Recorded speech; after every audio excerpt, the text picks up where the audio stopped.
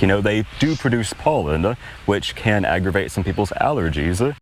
A push to keep cities cleaner could be making allergies worse. I visited the Tulsa Botanic Garden to learn about a concept known as botanical sexism. It's on her mind. Jeffrey Fox is the curator of the Tandy Floral Terraces here at the Tulsa Botanic Garden. He walked me through what botanical sexism is. This flower has both the male and the female parts on the same flower. That's not always the case. Some plants are distinctly male or female. He explained 75 years ago, the USDA recommended cities plant only male trees. So why would there be an incentive or a reason for people to plant male plants versus female plants? Great question. Those female plants, after they're pollinated, may be producing fruits or seeds that are sticky or smelly. They might be spiky underfoot. So the idea in the 1950s was to keep cities cleaner.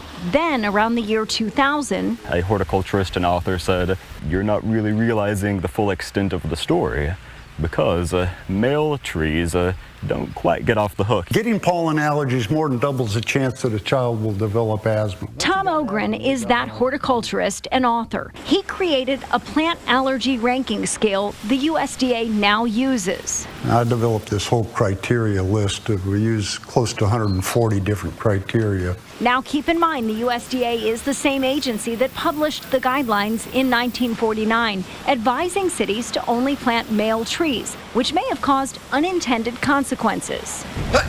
They do produce pollen, which can aggravate some people's allergies.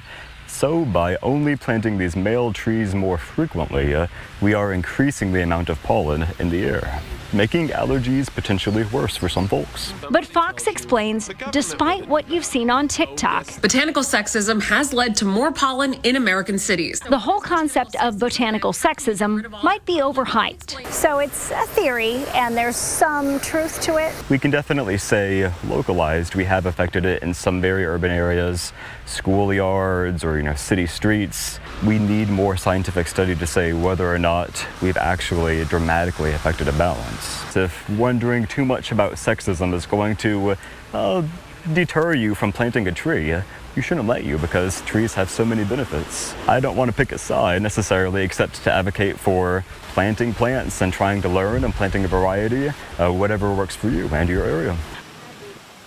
What's on your mind? Email onhermind@fox23.com.